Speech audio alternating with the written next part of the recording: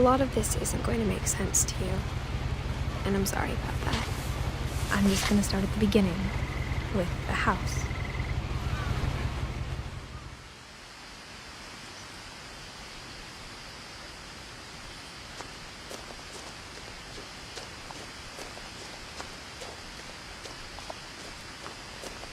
I lived here until I was 11, but I wasn't allowed inside half the rooms.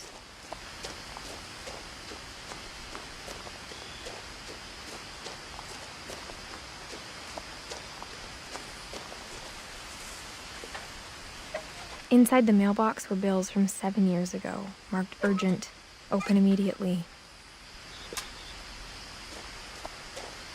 I hadn't been back since my brother Lewis's funeral.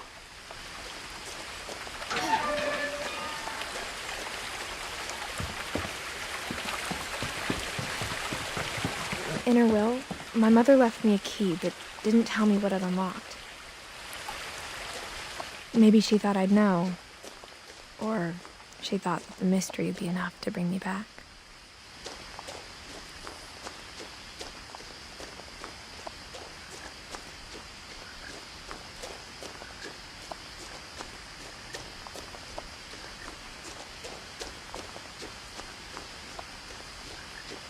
No one had driven this way in a long time, but I saw a few hoof prints.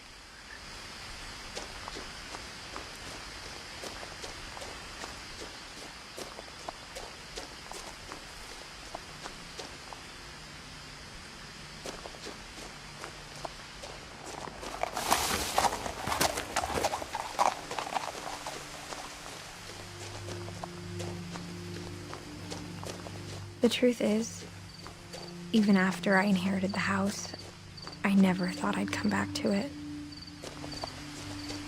But now I had questions about my family that only the house knew the answers to. The house was exactly like I remembered it, the way I'd been dreaming about it.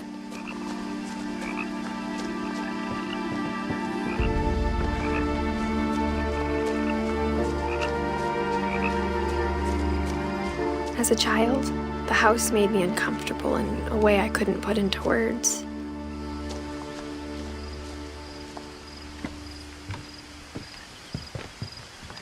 Now, as a 17-year-old, I knew exactly what those words were. I was afraid of the house.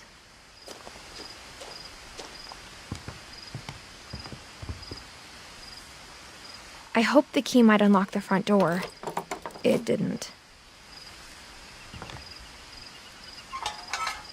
Looking in, I felt like the house itself had been waiting for me.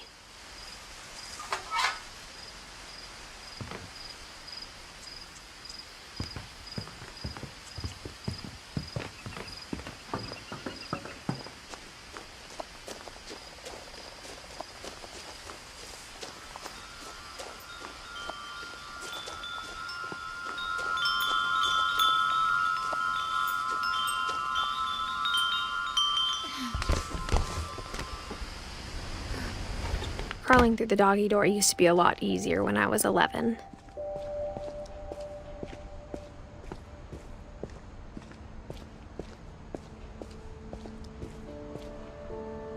The power had been turned off the night we left.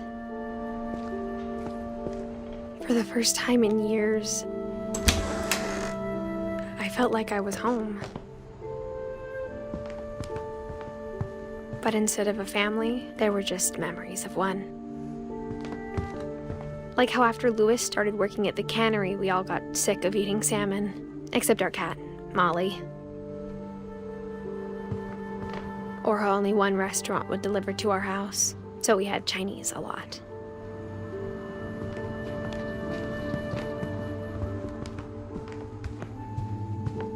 The table was still a wreck from the night we left.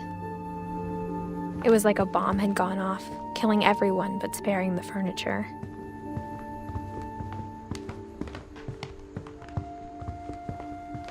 My mom was the only one of us who could imagine Great-Grandma Edie living in a nursing home.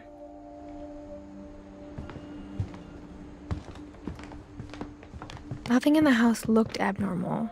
There was just too much of it, like a smile with too many teeth. Mom always told me to stay out of the basement, so I wasn't too surprised when the key didn't fit.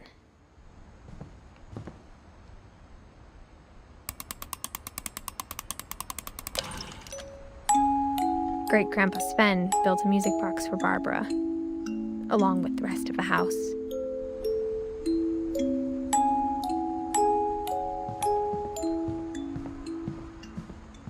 A lot of things got left behind in the whirlwind of that last night.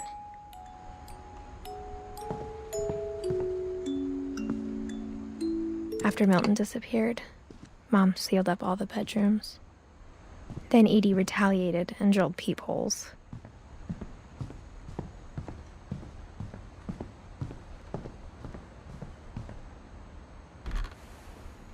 My Grandpa Sam spent 7 years sharing a room with his dead brother, Calvin.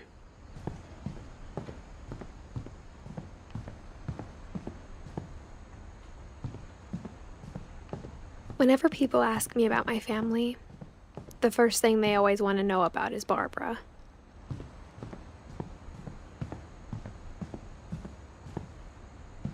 I spent a lot of time playing in Great Uncle Walter's room.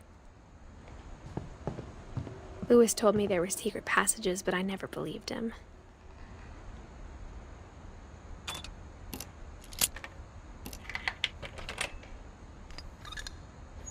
Turns out, my mom was really good at keeping secrets. Now it was time to find out what my mom had been afraid of.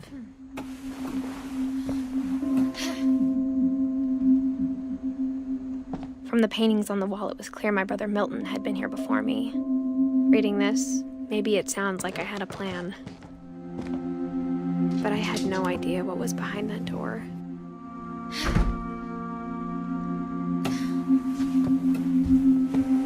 Just like I had no idea where all this was gonna lead. I grew up looking at Molly's room. Molly's gerbil had a tiny bedroom with its own even tinier gerbil cage.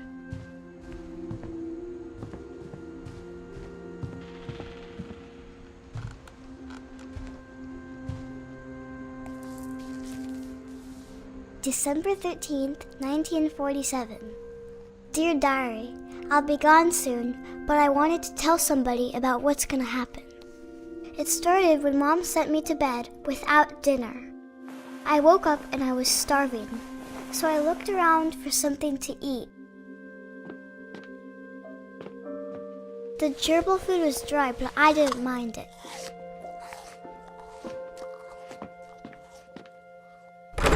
Mom, can I come out now? Sweetheart, it's late. Go to sleep.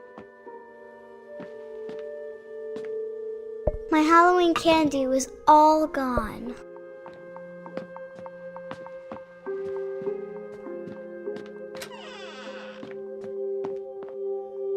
I kept eating and eating.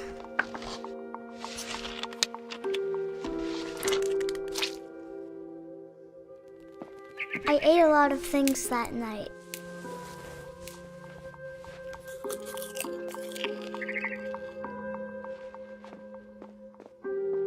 Then I heard chirping outside my window. It was a barn swallow going back to her nest. I reached out for her.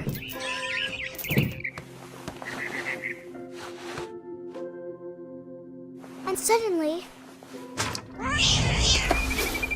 I was a cat.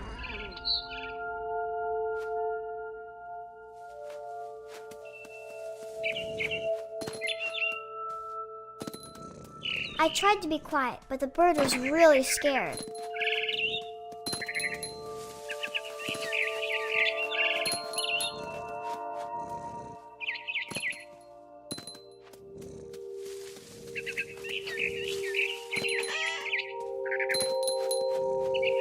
I jumped and I almost got her.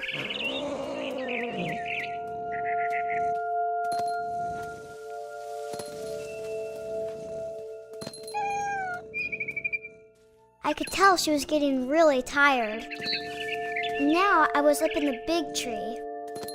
I promised Dad I wouldn't climb it anymore. All I cared about was eating. I gobbled her up. And suddenly, I was an owl. first, all I heard was the wind. Then I heard little teeth nibbling in the grass.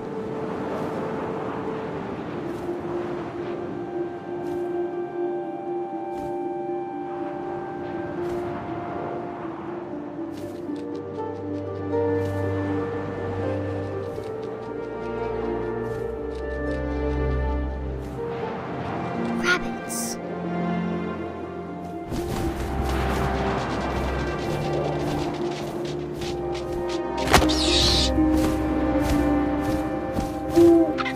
I imagined his face looking up and seeing mine through my talons. I swallowed him up, and I didn't chew one bit. Then I flew off to find something bigger.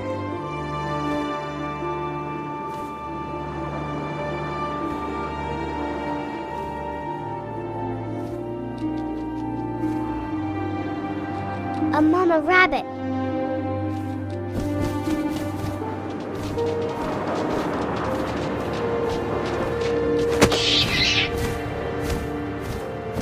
She was almost too big to carry. I started choking, but I couldn't stop eating. And suddenly, I was a shark.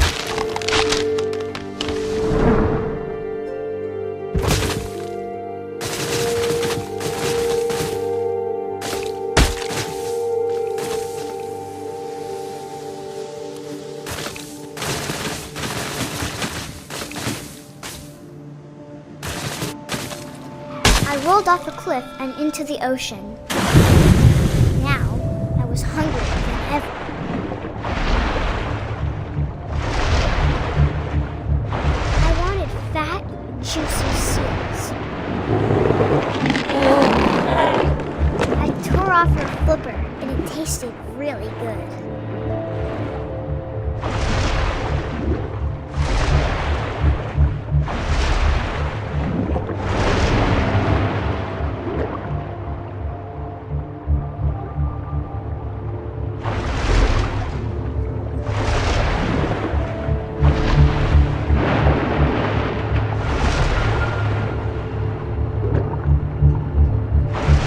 Grabbed on tight, but I was so hungry, I jumped out of the water. When I opened my eyes, everything changed. Now I was a monster, and I smelled people everywhere.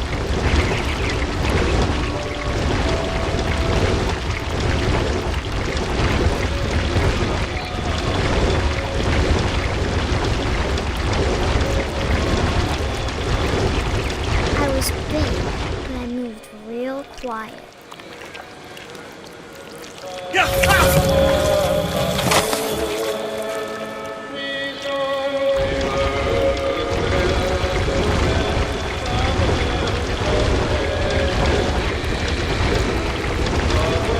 I wanted to stop, but also I didn't.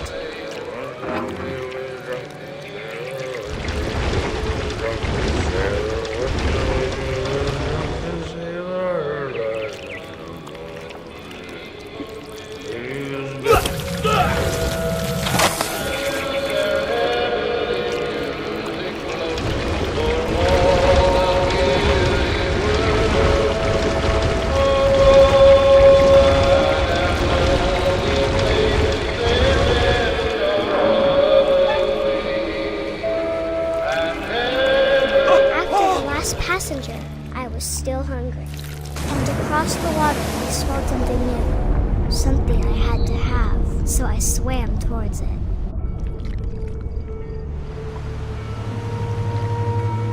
I slithered onto the sand, and the good smell went into an old pipe.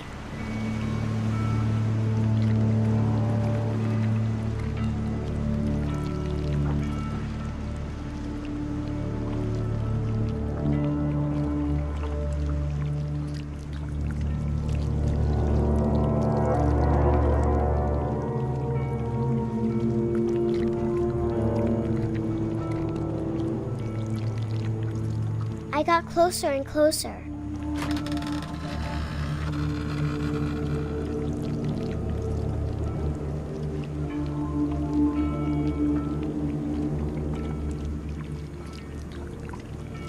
all my stomach started growling. And suddenly, I was me again. I held my breath for a long time, but I couldn't hear anything. I think it's waiting for me to fall asleep. But it's not going to wait much longer. It needs to feed, and we both know I will be delicious.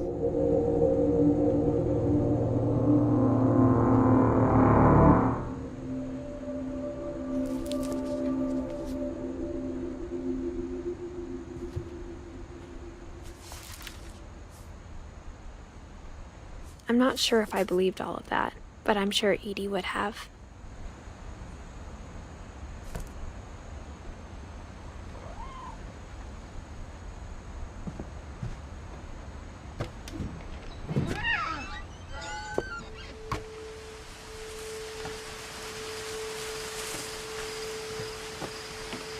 This will be obvious later, but my mom never told me any of these stories. Edie would have, but Mom didn't like bringing up the past.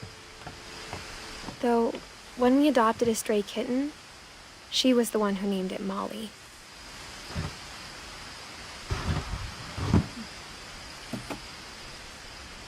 I spent a lot of time in Great-Grandma Edie's room.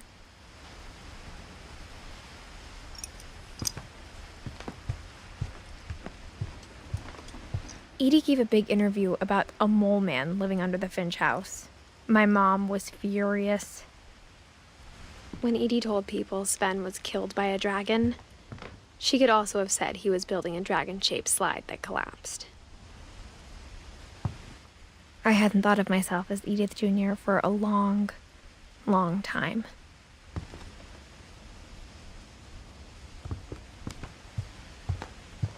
Her room was like a museum.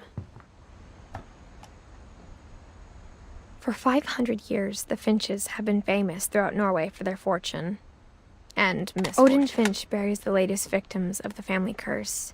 His wife, Ingeborg. On January 7th, 1937, he set sail with his family and his house. 40-foot waves off the coast of Washington send the house and Odin to the bottom of the sea. Odin's daughter Edie, with husband Sven and baby Molly, step ashore on their new home. Odin Finch is the first to be buried in the new family cemetery. His daughter Edie is already dreaming of a new Finch house.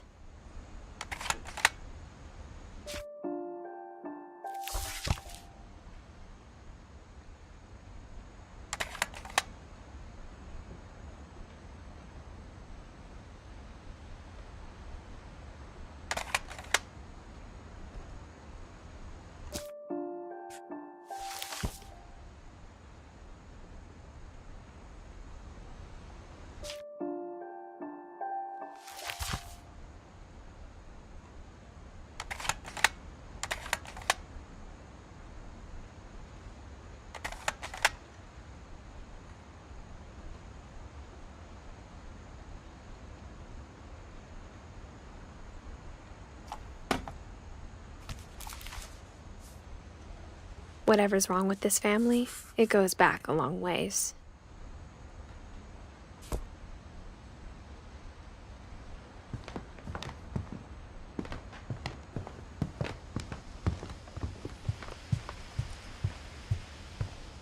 Even in her 90s, sometimes Edie seemed a lot younger than my mother.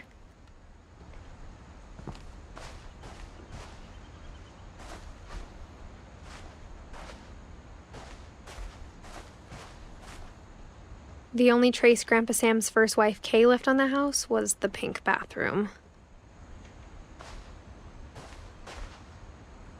It was a pretty big trace.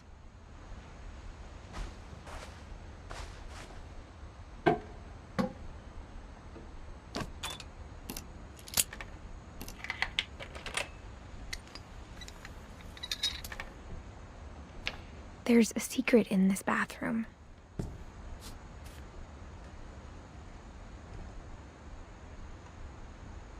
It's in the last place you would look.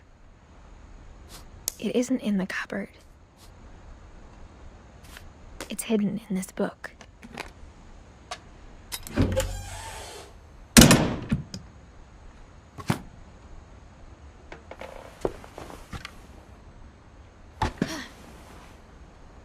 Sven gave Sam an old camera he'd refurbished.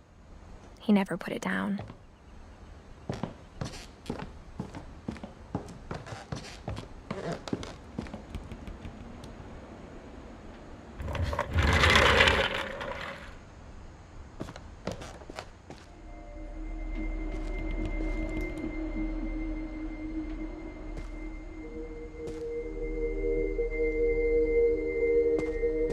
I knew Grandpa Sam had a twin, and that he never talked about him. I guess my grandpa didn't like history any more than my mom did.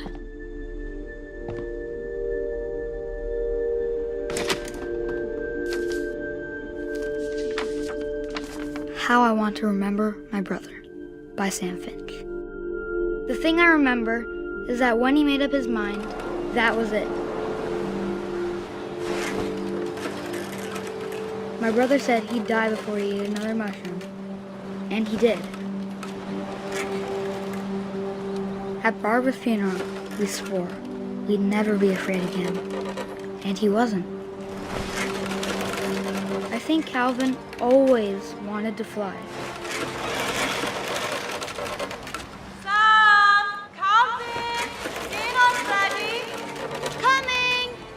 But that day, he finally made up his mind to do it. I told him going around was impossible. Maybe if I hadn't said that. Calvin, I'm not gonna tell you again. Maybe if the wind hadn't picked up. Then maybe he'd still be here. But I doubt it. I think he'd already made up his mind. That's what I want to remember about my brother.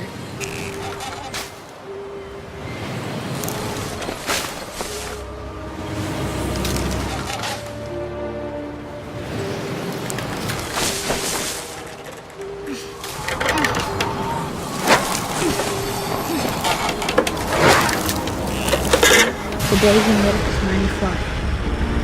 And he did.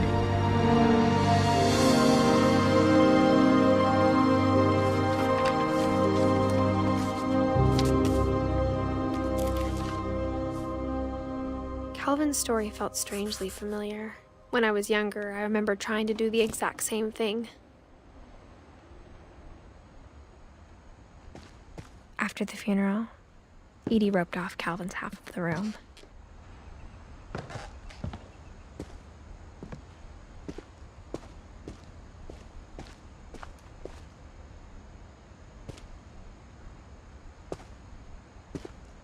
Mom said Grandpa Sam enlisted at 18 and never set foot in the room again.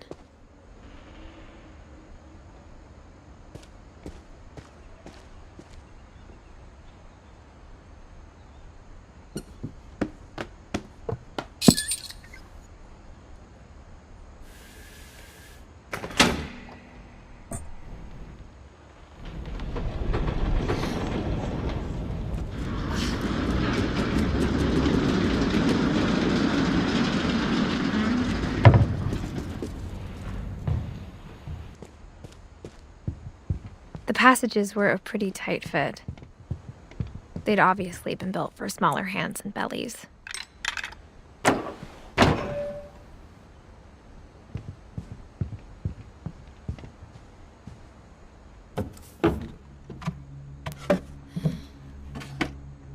Growing up, I always thought of Barbara as a child star.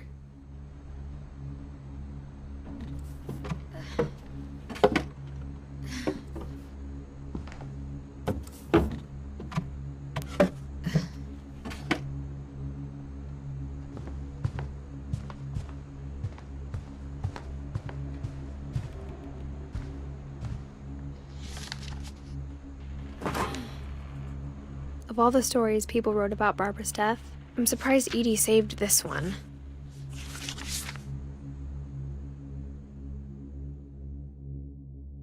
Old Jack here with another ghastly tale inspired by America's most unfortunate family. I'm calling it The Surprise Ending of Barbara Finch.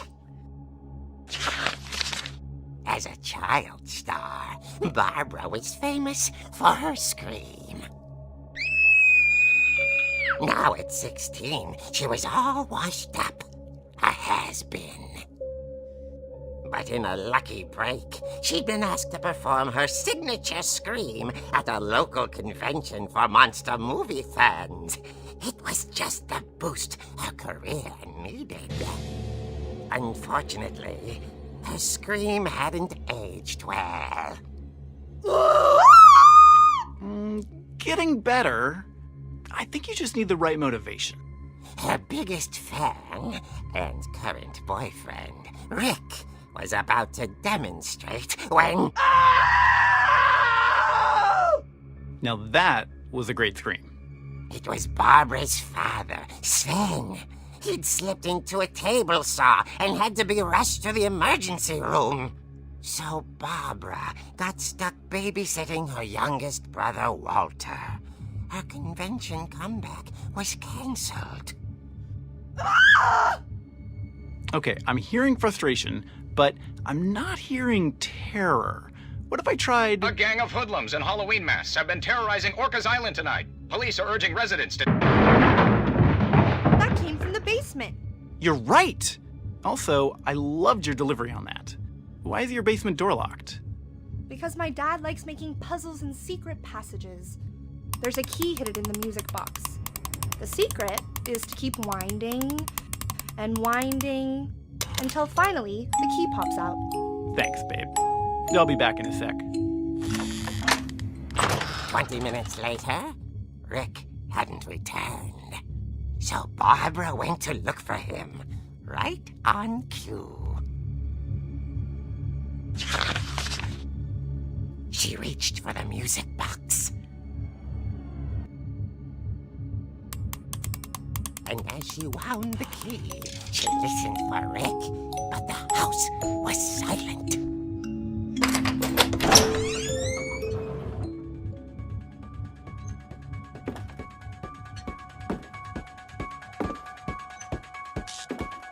She found Rick's crutch and imagined the worst.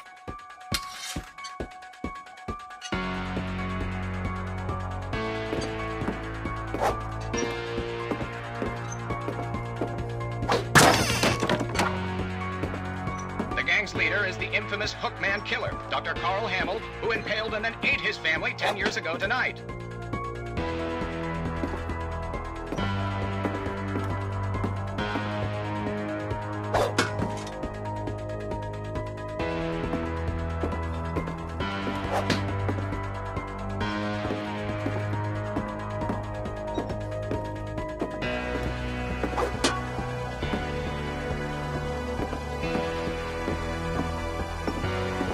The old fridge rattled and grew still.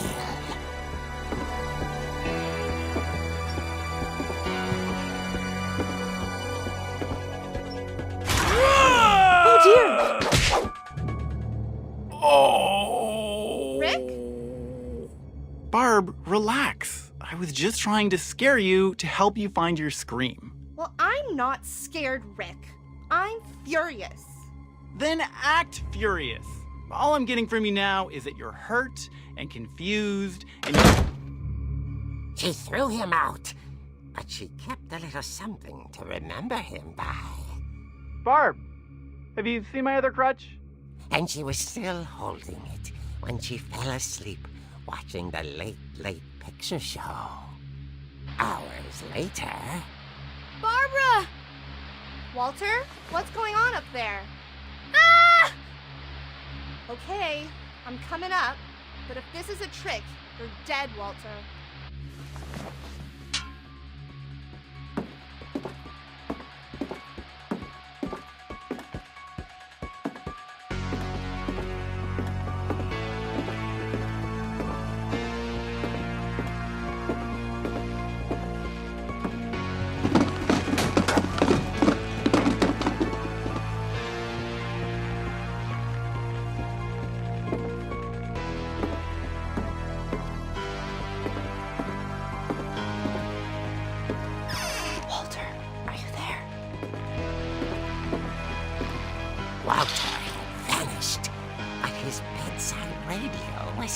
on?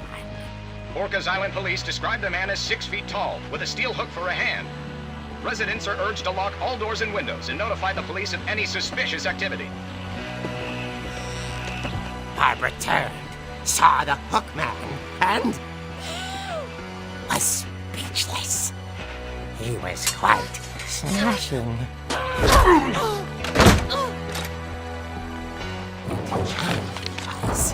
he couldn't get enough of Barbara. Okay, Barbara, there's gotta be another way out of here. That night, she played her part beautifully.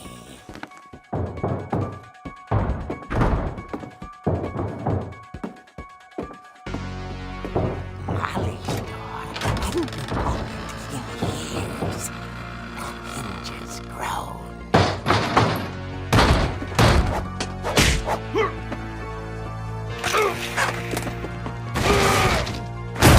He wasn't moving, but she sensed the story might not be over yet.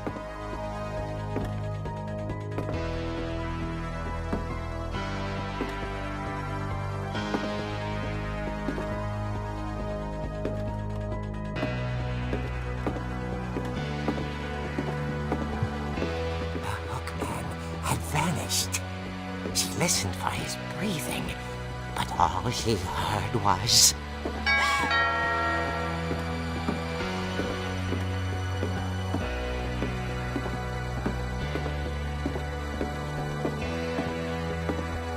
At the door, she heard whispering. It was coming from inside the house.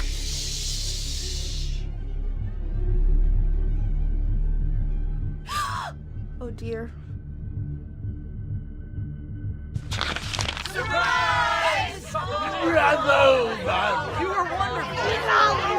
The monsters had come to surprise her.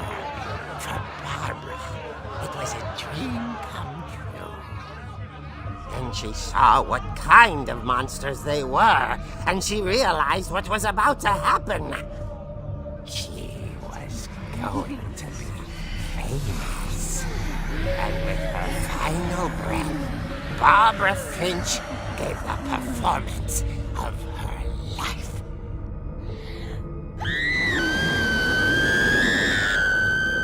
I wasn't there myself, but I hear Barbara was magnificent. Poor girl. She had a taste for stardom. But unfortunately, so did her fans. Of course, the police blamed it all on poor Rick, who disappeared the same night. And little Walter? Hiding under his bed the whole time. He took it all pretty hard, but that's another story. As for Barbara, tucked inside the music box is all they ever found of her. Her ear. Now that's what I call a real eerie tale.